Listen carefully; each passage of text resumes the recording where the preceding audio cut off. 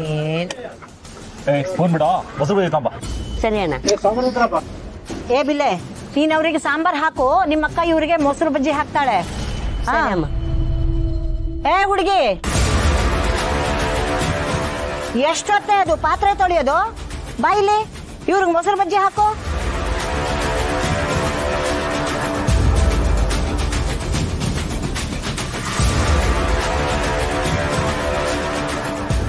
ಏಯ್, ಹೀಗ್ ಮೈಗಳತನ ಬಿದ್ರೆ ಅನ್ಕೊಂಡ್ ಕೆಲ್ಸನ ಸಾಧಿಸಕ್ಕಾಗುತ್ತಾ? ಬಾ ಬೇಗ. ಬಂದೆ ಅಮ್ಮ.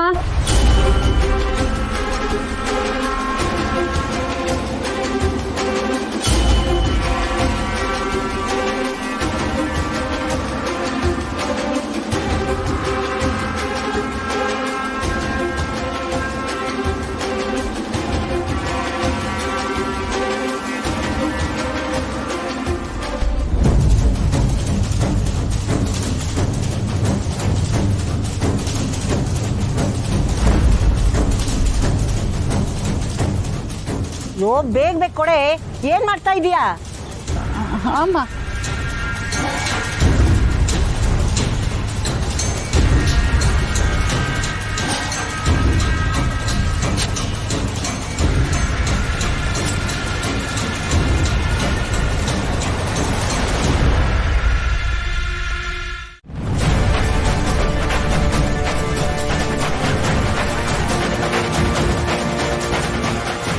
ಏನ್ ಹಾಗೆ ನಿಂತ್ಕೊಂಡು ನೋಡ್ತಾ ಇದೀಯಾ? ಹಾಕ್ ಮೊಸರು ಬಜ್ಜಿ.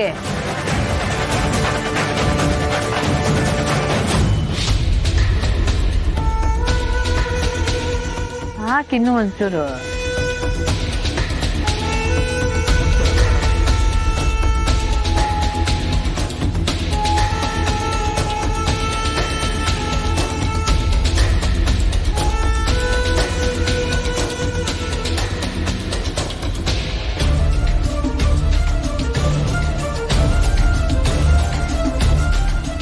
ಚೋಟೋ ನೀರ್ ಕೊಡ. ಆಯ್ತಣ್ಣ. ಏನ್ ಹಂಗೆ ನಿಂತ್ಬಿಟ್ಟೆ? ಇಡ್ಲಿಗೆ ರೆಡಿ ಮಾಡು. ಅಮ್ಮ. ಗ್ಲಾಸ್ ಇಲ್ಲ, ಹಂಗೆ ಕುಡೀರಿ. ಬಂಗಾರತ್ತಿ ಯಾಕೆ ನನ್ನ ನೋಡಿದ್ರು ಮಾತಾಡ್ನಿಲ್ಲ?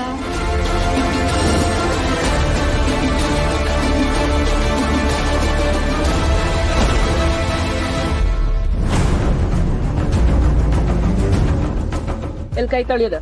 ಬನ್ನಿ ಮೇಡಮ್.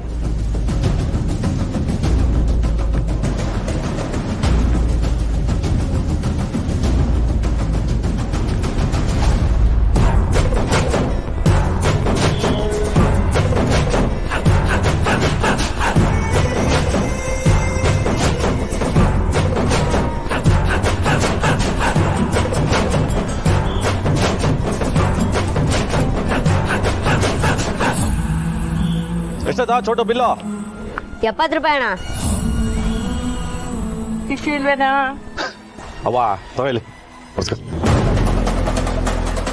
70 ರೂಪಾಯಿ.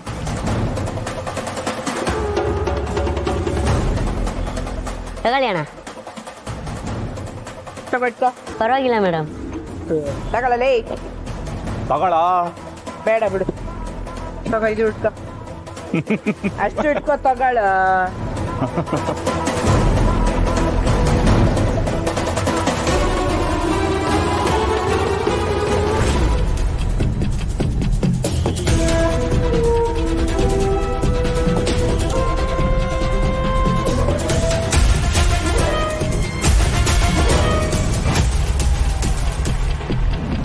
ಯಾಕವ್ವ, ಏನಾಯ್ತು?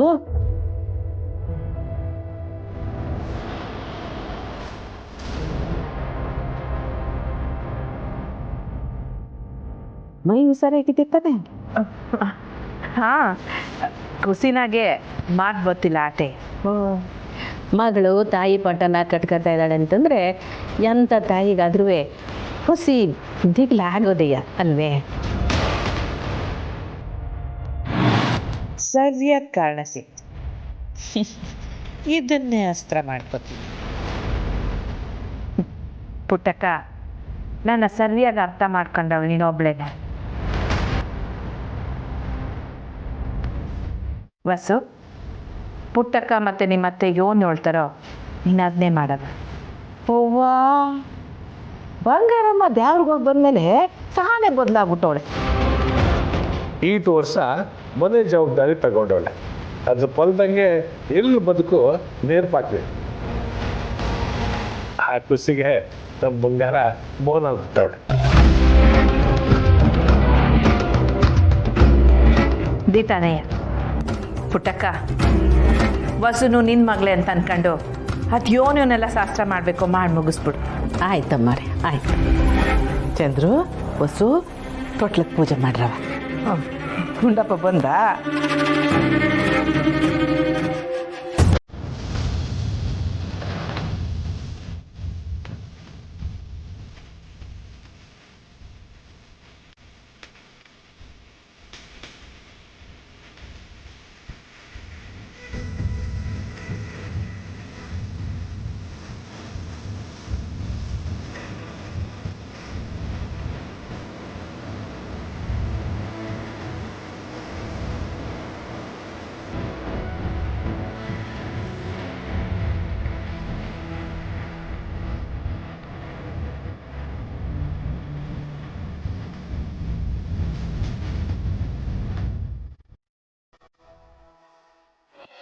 ಪುಟ್ಟಕ್ಕ ಈಗ ಕನ್ನೆ ಮುತ್ತೈದೆಯಾಗ ಯಾರನ್ನ ಕೂರ್ಸೋದು? ಪಲ್ಲವಿ ಹೋಗವ, ನೀನೇ ಗುಂಡಪ್ಪನಿ ಹತ್ಕ. ಚಂದ್ರು ಹೊಸು ಮನೆಗೆ ಕೂತ್ಕೊಳ್ಳಿ. ಅಲ್ಲವೇ ನೀನು ಕೂತ್ಕ.